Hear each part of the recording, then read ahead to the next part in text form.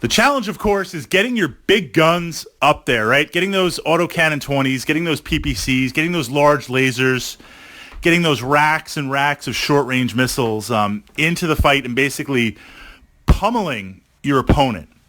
Another idea in Battletech is engaging 2 or 3 to 1.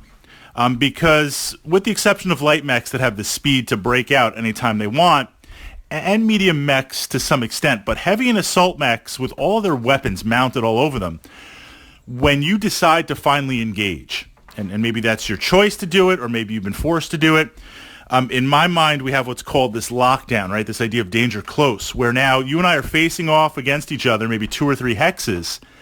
I really can't run away. I can't. It's hard. I could backpedal, but if I break off, I'm going to give you my sides, I'm going to give you my back. This is where you get into trouble, where now if another mech is acting as a bodyguard, a medium mech, that medium mech is trying to get behind you with it, and you're trying to rotate. That's why we have maybe other units guarding with us. That's why we have the operation of a lance of everybody supporting each other. So ultimately, though, if I can engage 2 or 3 mechs on your one mech, I'll be able to get to side or rear armor. I'll be able to overwhelm you on the dice. I'll be able to overwhelm you on physical attacks. That's ideal. So how do we do this? What are some of the ways to do this? Because again, as a mech commander, the theory hammer is easy. It's there. The application, the implementation is a little bit harder. I'm going to share with you a deployment model to consider. To try out. And I say consider and try out because I'm going to name a couple of units here as examples to illustrate it.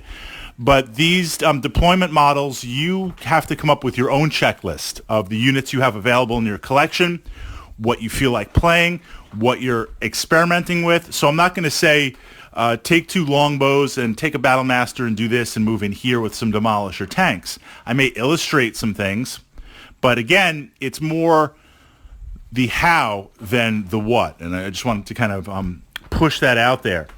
So if I can engage most of my forces against some of your forces bit by bit, I will just gobble you up. That's what's kind of on the map. That's what's kind of on the table here. Deployment lockdown is where at the start of most missions, I start on one side of the table, you start at the other side of the table, maybe we're in the table corners. We're defined with our entry point onto the game, whether it's a wargaming table or hex map. We then move out, and I might move out as a group. I might send some scouts on there. I might deploy some vehicles.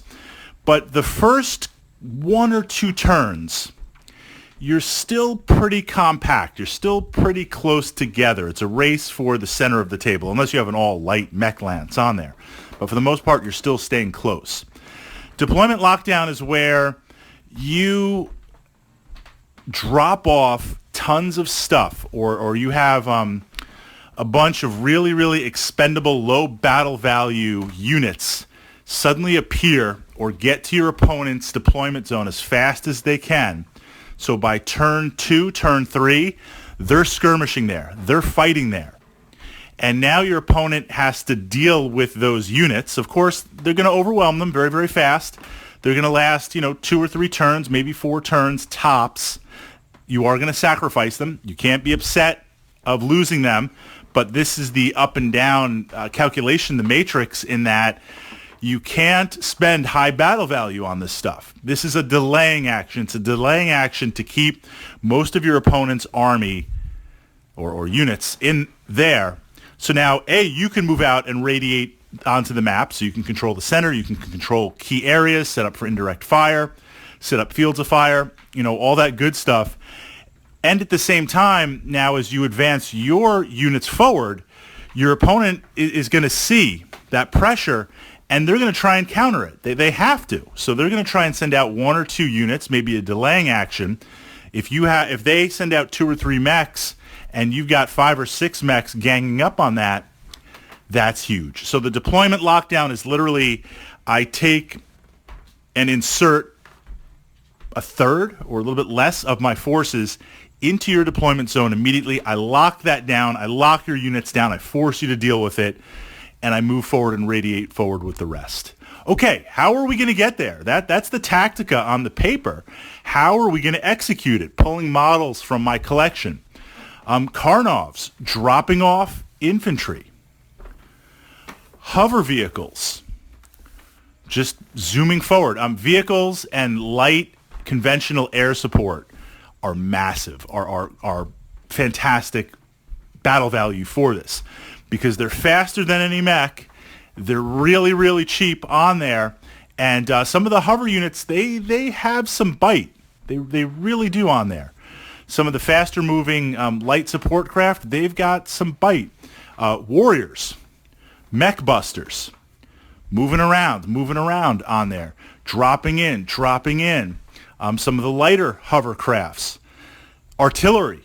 Artillery, because it's going to be a target-rich environment on there. I won't say go crazy with artillery. Artillery is very, very specific. But there is, and we got to do a vlog on artillery because artillery is an interesting aspect of Battletech based on the range, based on the battle value buy-in, and based on the subphase on how it operates on there. It's a little bit different. There's a lot of potential if you can build your list around it on there. Most people, I feel like, and myself in the beginning early on, looked at artillery as mission specific, right? We're doing an attacker versus a defender. You're a defender. Let me pump a little battle value into artillery. It's random nature, yes, but at least on that 1/3 of the hex map, it's a fixed area on there. Deployment lockdown kind of does that for a few turns. Drop in some artillery. So what do you have in your collection? What do you have on your list? Or if you need that justification to purchase some new models, I'm granting you that right now on there for this idea of deployment lockdown.